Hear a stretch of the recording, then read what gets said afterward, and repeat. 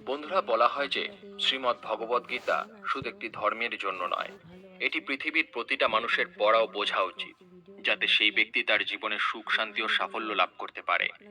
শ্রীমদ্ ভগবদ গীতায় মোট 18টি অধ্যায় রয়েছে, এবং এই 18টি অধ্যায়ে মোট 700টি শ্লোক রয়েছে, যা সংস্কৃত ও শুদ্ধ বাংলা ভাষায় লেখা। তাই সবার পক্ষে পড়া ও বোঝা একটু কঠিন হয়ে পড়ে। আর আজ তাই খুব বিশেষ এই ভিডিওটিতে আমি আপনাদের শ্রীমদ্ ভগবদ গীতার 111টি জীবনের প্রতি পদক্ষেপে প্রয়োজনীয় শ্লোক সাধারণ বাংলা ভাষায় আপনাদেরকে বলতে চলেছি, যা জানলে আপনি শ্রীমদ্ ভগবদ গীতার প্রকৃত অর্থ বুঝতে পারবেন। এই কারণে আপনি প্রতিদিন সকালে এই ভিডিওটি একবার করে অবশ্যই শুনুন। বন্ধুরা, আপনারা যদি এই ভিডিওটি থেকে অধিক করে লাভ পেতে চান, তাহলে অবশ্যই হেডফোন ব্যবহার করবেন। তাহলে আসুন এবার জেনে নেই শ্রীমদ্ ভগবদ গীতার অতীব মূল্যবান কিছু কথা।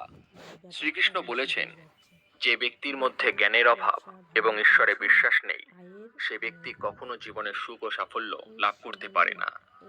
কে কি করছে, কিভাবে করছে এবং কেন করছে, এসব থেকে যত দূরে থাকবে ততই সুখী থাকবে। একজন বিবেকবান মানুষ যখন সম্পর্ক টিকিয়ে রাখা বন্ধ করে দেয়, তখন জানবে তার আত্মসম্মানে নিশ্চয়ই কোথাও আঘাত লেগেছে।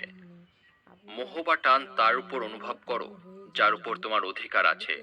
যার উপর তোমার অধিকার নেই, তার উপরে মোহ ও টান অনুভব করা উচিত নয়।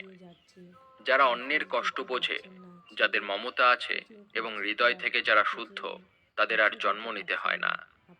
তোমার কর্মই তোমার আসল পরিচয়, নইলে এক নামের তো হাজারো মানুষ হয়। যা হবার থাকে তা হয়েই থাকে, আর যা হবার নয় তা কখনোই হয় না। এই দৃঢ়তা যাদের মনে থাকে, তারা কখনো চিন্তা করে না। কর্ম এমন একটি ফসল যা একজন ব্যক্তিকে যে কোনো পরিস্থিতিতে কাটতেই হয়। তাই সর্বদা ভালো বীজ বপন করুন, যাতে ফসল ভালো হয়। সদা সন্দেহকারী ব্যক্তির জন্য প্রসন্নতা পাওয়া না এই জীবনে সম্ভব, আর না অন্য জীবনে। বস্তুর সম্পর্কে চিন্তা করে মানুষ তাদের প্রতি আসক্ত হয়ে পড়ে। এই কারণে তাদের মধ্যে কামনা বাসনা তৈরি হয়, এবং কামনা বাসনা বিঘ্নিত হলে ক্রোধ উৎপন্ন হয়। ভালোবাসা সর্বদা ক্ষমা চাইতে পছন্দ করে, এবং অহং সর্বদা ক্ষমা চাওয়াতে পছন্দ করে। মৌন থাকাই তার প্রতি শ্রেষ্ঠ উত্তর, যে আপনার কথার মূল্য দেয় না। হে পার্থ, যাদের ভক্তিতে বিশ্বাস নেই, তারা আমাকে লাভ করতে পারে না। তাই তারা জন্ম মৃত্যুর পথে এই ভৌতিক জগতে বারংবার আসতে থাকে। ভগবান শ্রীকৃষ্ণ গীতায় বলেছেন যে, হে অর্জুন, যারা আমার পরম ভক্ত, যারা সর্বদা আমাকে স্মরণ করে এবং একক চিত্তে আমার উপাসনা করে, আমি স্বয়ং তাদের প্রত্যেকের কল্যাণের উত্তরদায়িত্ব গ্রহণ করি। যতটা সম্ভব চুপ থাকাই ভালো, কারণ কথাই মানুষকে সবচেয়ে বেশি অপরাধ করতে বাধ্য করে। ভালো কাজ করার পরও মানুষ শুধু তোমার খারাপ কাজগুলোই দেখবে। তাই লোকে কি বলবে তাতে কান দিও না, নিজের কাজ করে যাও। তুমি আজ যে কর্ম করছো, তার ফল তুমি কাল অবশ্যই পাবে। আর আজ তোমার যা কিছু আছে, তা তোমারই দ্বারা করা তোমার অতীতের কর্মের ফল। শ্রীকৃষ্ণ বলেন, আমি কারোর ভাগ্য তৈরি করি না, সবাই সবার ভাগ্য নিজেই তৈরি করে। ভালো উদ্দেশ্য নিয়ে করা কাজ কখনো বৃথা যায় না, আর তুমি তার ফল অবশ্যই পাবে। কোনো কাজ নিয়ে চিন্তা করা উচিত, কিন্তু চিন্তা এত করা উচিত নয় যাতে ওই কাজই নষ্ট হয়ে যায়। বদলে যাও সময়ের সাথে, অথবা সময়কে বদলাতে শেখো। ভাগ্যকে দোষ না দিয়ে যে কোনো পরিস্থিতিতে চলতে শেখো। অন্যের জীবনকে পরিপূর্ণতার সাথে অনুলিপি বা অনুসরণ করার চেয়ে নিজেকে জেনে অসম্পূর্ণভাবে বেঁচে থাকা ভালো। সংসারে কোনো মানুষই সর্বগুণ সম্পন্ন নিখুঁত নয়, তাই কিছু ত্রুটি উপেক্ষা করে তাদের প্রতি সম্পর্ক বজায় রাখো। সঠিক কর্ম সেটা নয় যার ফলাফল সর্বদা সঠিক হয়, তবে সঠিক কর্ম হলো সেটা যার উদ্দেশ্য কখনো ভুল নয়। তোমার কেবল তোমার কর্ম করার উপরে অধিকার আছে, কিন্তু কর্মের ফলে তুমি অধিকারী নও। না তুমি নিজেকে তোমার কর্মের ফলের কারণ মনে করো, আর না কখনো কর্ম না করার প্রতি আসক্তি হয়ো। মানুষ নয়, তার কাজ ভালো বা মন্দ হয়, আর মানুষের কর্ম অনুযায়ী সে তার ফল পায়। যখন ভবিষ্যৎ অন্ধকার দেখাতে শুরু করে, তখন তোমায় বর্তমানের দিকে মনোনিবেশ করতে হবে। চেষ্টা করো, সমাধান বের করো। আজ না হলে কাল বের হবে। অর্জুনের তীরের মতো মরুভূমির থেকেও জল বেরিয়ে আসবে। যখন আমাদের মন দুর্বল হয়, তখন পরিস্থিতি একটি সমস্যা হয়ে দাঁড়ায়। আর যখন মন স্থিতিশীল থাকে, তখন পরিস্থিতি একটি পরীক্ষা হয়ে দাঁড়ায়। আর যখন আমাদের মন মজবুত হয়, তখন পরিস্থিতি সুযোগ তৈরি করে। জীবনের সবচেয়ে বড় ভুল সেটাই, যেটা থেকে আমরা কিছুই শিখি না। হে ভরতবংশী, দেহের মধ্যে থাকা জীবাত্মাকে কখনো হত্যা করা যায় না। তাই কোনো জীবের জন্য তোমার দুঃখ করার দরকার নেই। মানুষের মানবতা ঠিক ওই সময় নষ্ট হয়ে যায় যখন সে অন্যের দুঃখে আনন্দ পায়। সময় শেখায় জীবন কারোর জন্য অপেক্ষা করে না, আর না কারোর জন্য থামতে পারে। জীবনও তার সাথেই খেলে যে খেলোয়াড় সেরা হয়। কষ্ট সবার একই রকম, কিন্তু আত্মবিশ্বাস সবার আলাদা আলাদা। কেউ হতাশ হয়ে ছিন্ন ভিন্ন হয়ে যায়, আবার কেউ সংগ্রাম করে জ্বলে ওঠে। মানুষকে তার কর্মের সম্ভাব্য ফলাফলের দ্বারা প্রাপ্ত জয় পরাজয়, লাভ ক্ষতি, সুখ দুঃখ ইত্যাদি সম্ভাব্য পরিণতি ভেবে চিন্তাগ্রস্ত হওয়া উচিত নয়। তুমি যদি তোমার ভুল থেকে কিছু শেখো, তবে ভুলগুলি হবে তোমার সিঁড়ি। আর তুমি যদি না শেখো, তবে ভুলগুলো সাগর হয়ে যাবে। সিদ্ধান্ত তোমার, উপরে উঠবে নাকি ডুববে। মানুষের উচিত ফলাফলের চিন্তা না করে লোভ লালসা ছাড়াও নিঃস্বার্থ ন্যায়পরায়ণ হয়ে তার কর্তব্য পালন করা। যেমনভাবে আলোর জ্যোতি অন্ধকারে চকমক করে, ঠিক তেমনি সত্য চকমক করে। তাই মনুষ্যকে সর্বদা সত্যের পথেই চলা উচিত। মানুষ যেমন করে পুরানো বস্ত্র পরিত্যাগ করে নতুন বস্ত্র পরিধান করে, ঠিক তেমনি আত্মাও পুরনো অসার শরীর পরিত্যাগ করে নতুন এক ভৌতিক শরীর ধারণ করে। সমস্যাগুলো ততটা শক্তিশালী নয় যতটা আমরা মনে করি। কখনো শুনেছো অন্ধকার সকাল হতে দেয়নি?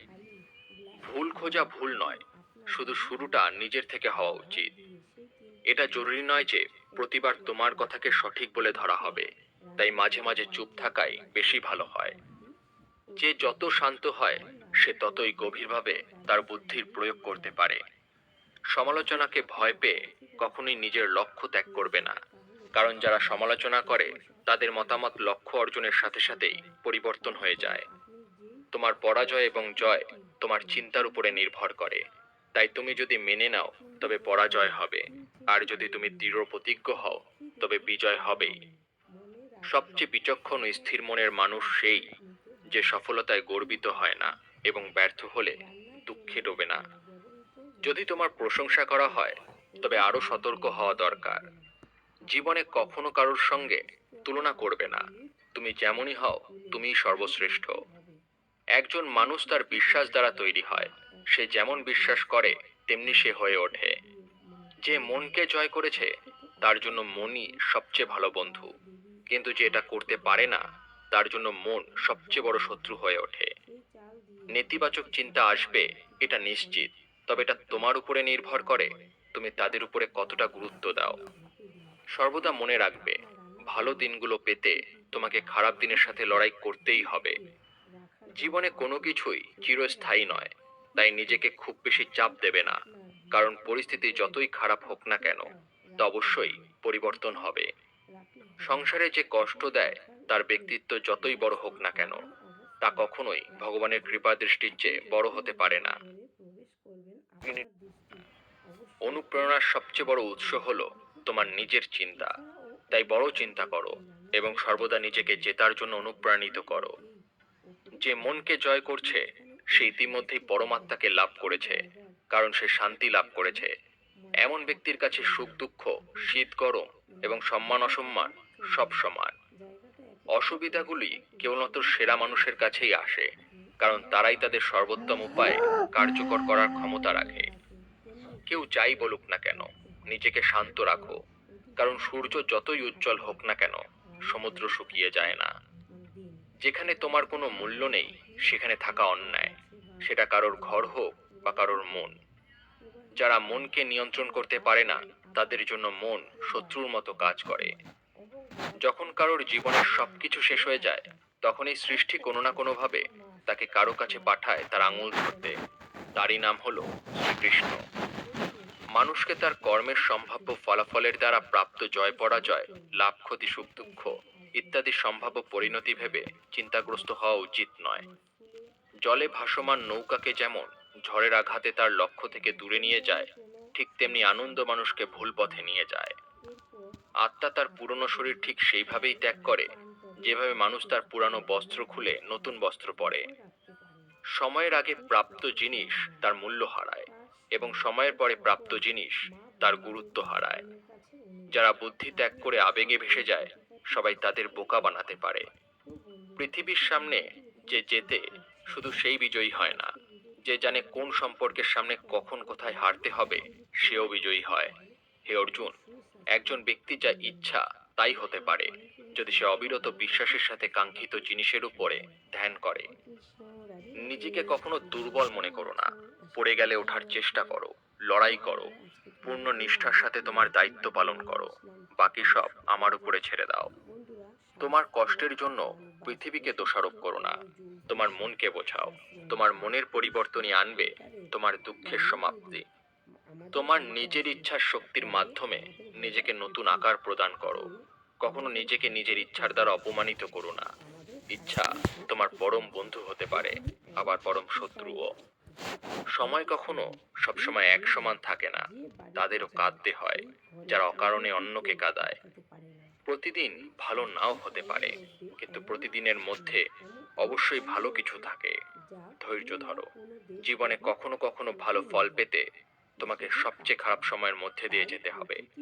কান্না থামাও, নিজেই নিজের সমস্যার সাথে লড়াই করতে শেখো।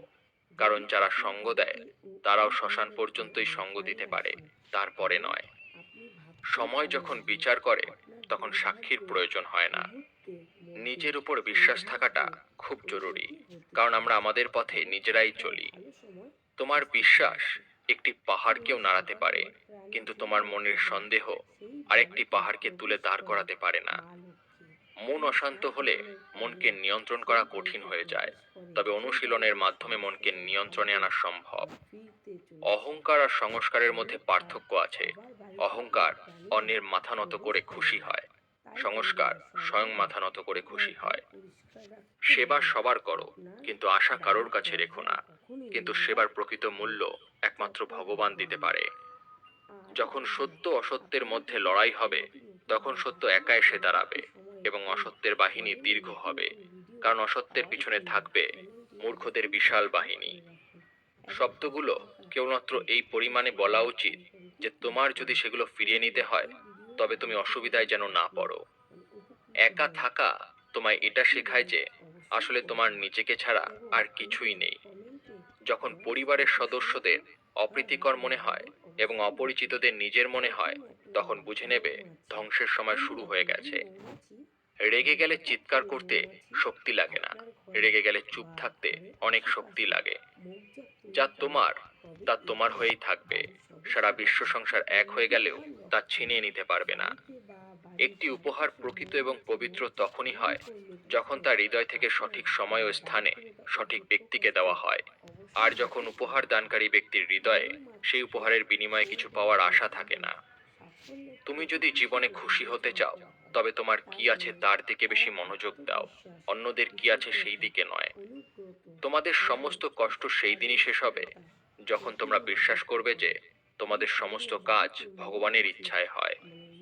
যে ব্যক্তি পরিষ্কার এবং সোজা কথা বলে, তার কথাবার্তা অবশ্যই কঠোর, কিন্তু সে কখনো কাউকে ঠকায় না।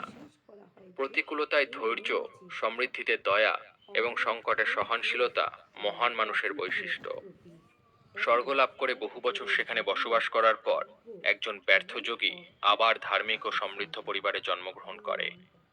এই সংসারের দুই প্রকারের ব্যক্তিরা স্বর্গের উপরে দরজা পায়। এক, যারা ক্ষমতাবান হয়েও ক্ষমা করা জানে, আর দ্বিতীয়, যারা স্বয়ং দরিদ্র হওয়া সত্ত্বেও দান করে। প্রেম শরীর ও সৌন্দর্য দেখে হয় না, প্রেম হৃদয় থেকে আসে। যেখানে দুটি হৃদয় মিলিত হয়, সেখানেই ভালোবাসার জন্ম হয়। কোনো ব্যক্তিকে ভালোভাবে না জেনে অন্যের কথা শুনে তার সম্পর্কে কোনো অনুমান করা বোকামি। যদি শুদ্ধ মনে কিছু চাওয়া হয়, তা ভগবান যা ভাগ্যে আছে তার চেয়েও বেশি দেন।